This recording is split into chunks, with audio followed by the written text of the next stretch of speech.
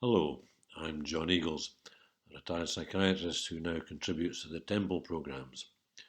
When I was working in psychiatry, one of my special interests was in seasonal affective disorder, or S.A.D, and that's the title of this webinar.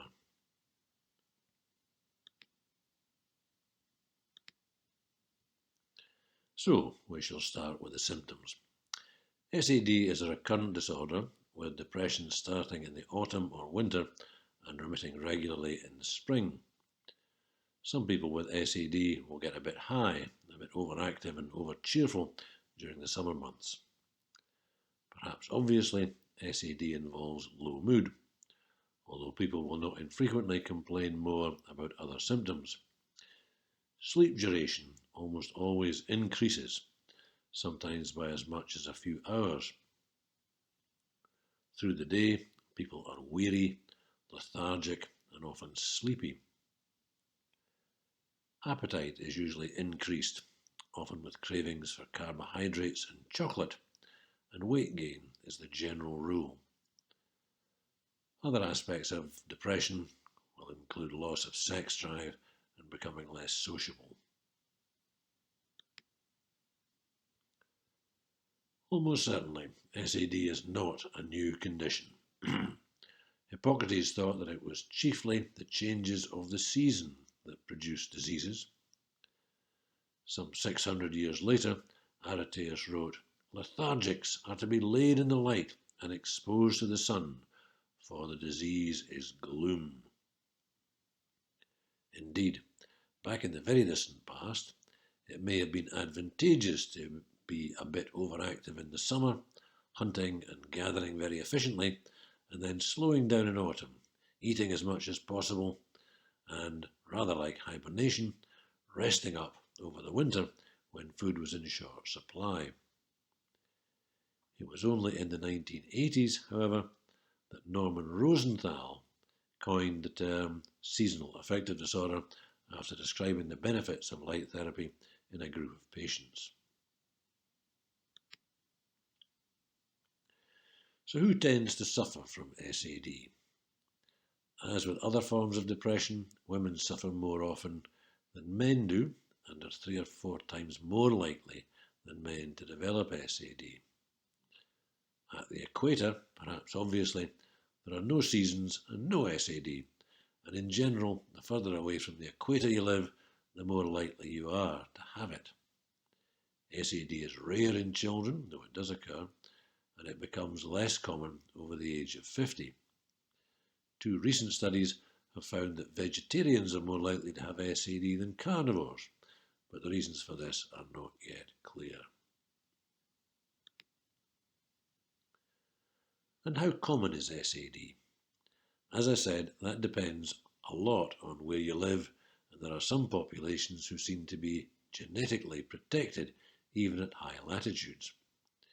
We surveyed nearly 5,000 adults in Aberdeen and estimated that 3 to 4% of the population had full-blown S.A.D. A similar study in Wales found a slightly lower prevalence. But more minor symptoms, sometimes called subsyndromal S.A.D, affected another 17% of the people in Aberdeen. And no doubt many of us can relate to being grumpier, less energetic, as well as eating and sleeping a bit more during the winter months. So, symptoms occur along a spectrum of severity. As you no doubt appreciate, S.A.D is linked mainly to reduced exposure to daylight during the darker months of the year. After a few recurrences, sufferers develop negative expectations, and this exacerbates their mood and their motivation. This is often associated with lifestyle changes and vicious circles, which I will talk about over the next couple of slides. So, if you have full-blown S.A.D, what are the management options? Light therapy is, of course, the best known treatment. Most people would buy a light box to deliver this and sit close to it for 30 to 60 minutes, best time for the early morning, to give the brain a "let's get going" signal. This is not convenient for everyone, and a dawn-simulating alarm clock can be a nice way to wake up with a dull light steadily becoming brighter at your bedside from around 5 a.m. onwards. Some people deploy light visors, baseball-type caps which shine light from the visor into the person's eyes. Antidepressants have also been found to be effective, with positive results to my knowledge for fluoxetine, sertraline and bupropion.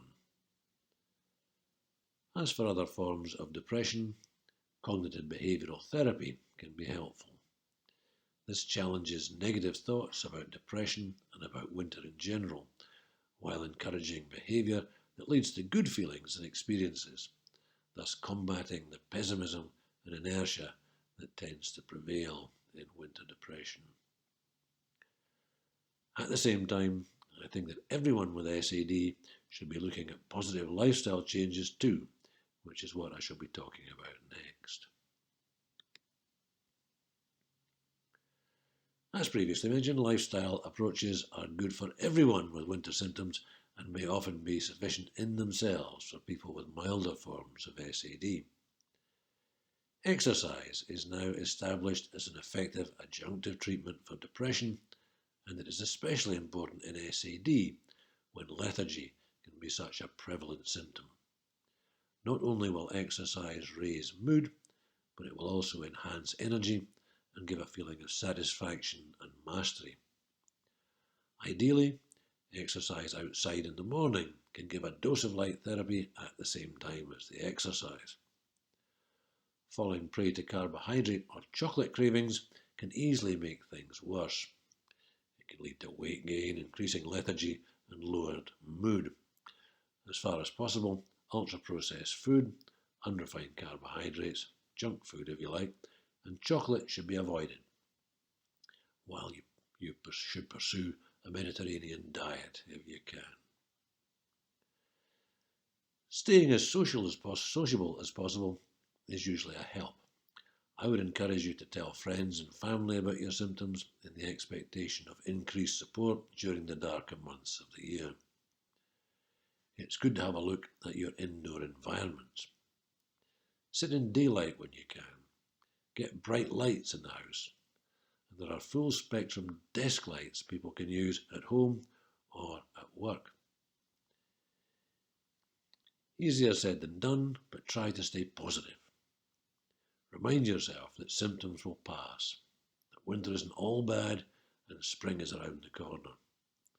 Some people set the 21st of December, the shortest day, as their winning post, when after spring is coming and the increase in daylight hours can be monitored. Assistance with lifestyle approaches to S.A.D. and many other conditions and difficulties is readily available through the Temple Vitality Lifestyle Program. Thank you.